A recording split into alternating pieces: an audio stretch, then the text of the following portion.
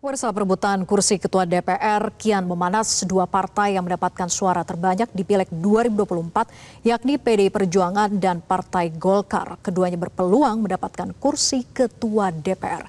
Meski berdasarkan Undang-Undang MD3, kursi Ketua DPR ditentukan dari perolehan kursi terbanyak parpol di DPR.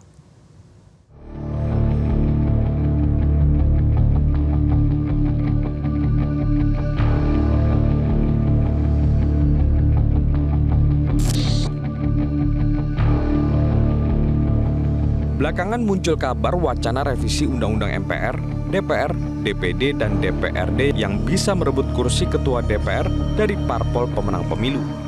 PDI Perjuangan pun mengeluarkan pernyataan keras. Sekjen PDIP Hasto Kristianto pada awal pekan ini mengingatkan agar Golkar tidak mengulangi manuver kotor di tahun 2014. Saat itu, PDIP merupakan pemenang kursi terbanyak, namun mereka gagal mendapat kursi Ketua DPR. Pasalnya, Golkar saat itu didukung sejumlah partai, kemudian menginisiasi revisi Undang-Undang MD3 dan berhasil menempatkan kadernya Setia Novanto di kursi Ketua DPR RI. Memori buruk itu membuat PDIP menyiapkan kuda-kuda di 2024. Kekhawatiran Hasto didasari prediksi perolehan kursi dua partai yang beda tipis, yakni 110 dan 102 kursi.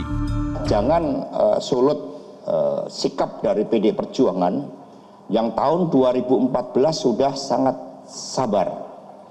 2014 kan akhirnya Ketua DPR masuk penjara. 2 kali persoalan. Ketika itu diambil terjadi karma pala. Seharusnya itu yang menjadi pelajaran. Tetapi kalau undang-undang terkait hasil pemilu seperti Undang-Undang MD3 akan dilakukan perubahan-perubahan demi ambisi kekuasaan, maka akan ada kekuatan perlawanan dari seluruh simpatisan, anggota, dan kader PDI Perjuangan, dan itu pasti dampaknya tidak kita inginkan. Namun kekhawatiran PDIP itu dibantah sejumlah politisi di Senayan. Sekjen Partai Gerindra Ahmad Mujadi menyebut aturan lama Undang-Undang MD3 soal Ketua DPR dipegang partai pemenang pemilu sudah tepat dan tak perlu adanya perubahan. Begitu juga dengan Sekjen PAN Edi Suparno yang menilai Undang-Undang MD3 masih memadai. Dari Gerindra menganggap bahwa apa yang diamanahkan oleh Undang-Undang MD3 sudah benar. Sebagai sebuah kesepakatan sudah tepat. Gerindra tidak tertarik untuk melakukan revisi itu karena kita ingin menciptakan suasana politik yang kondusif, kebersamaan yang terus kita jaga di Senayan, meskipun perbedaan politik, perbedaan aspirasi itu memadai dan sudah bisa berjalan dengan baik.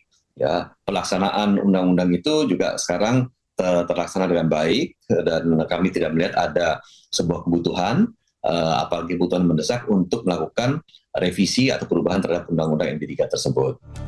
Peneliti Forum Masyarakat Peduli Parlemen Indonesia atau Formapi Lusius Karus menduga kasakusuk wacana revisi Undang-Undang MD3 syarat kepentingan parpol koalisi untuk berada di posisi puncak parlemen.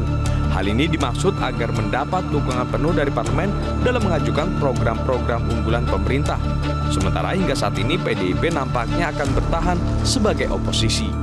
Karena hasil pemilu menunjukkan bahwa yang akan menjadi ketua DPR itu otomatis adalah PDIP. Dan di 2014 situasi yang sama seperti sekarang ini juga terjadi. Dan saat itu saya kira manuver di parlemen menghasilkan revisi Undang-Undang D3 yang akhirnya memastikan sistem pemilihan pimpinan DPR itu dilakukan melalui sistem paket.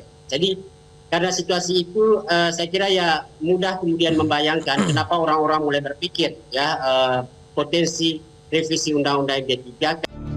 Meski ada peluang untuk merevisi lagi Undang-Undang MD3, Formapi memandang pada akhirnya keinginan itu hanya untuk sekedar bagi-bagi kue kekuasaan di DPR. Kursi pimpinan DPR sudah sepantasnya disediakan bagi parpol-parpol sesuai dengan proporsi kursi di parlemen, sebagaimana diatur dalam pasal 247D Undang-Undang MD3 saat ini. Dari Jakarta, Tim Liputan Metro TV. Jelajahi cara baru mendapatkan informasi. Download Metro TV Extend sekarang.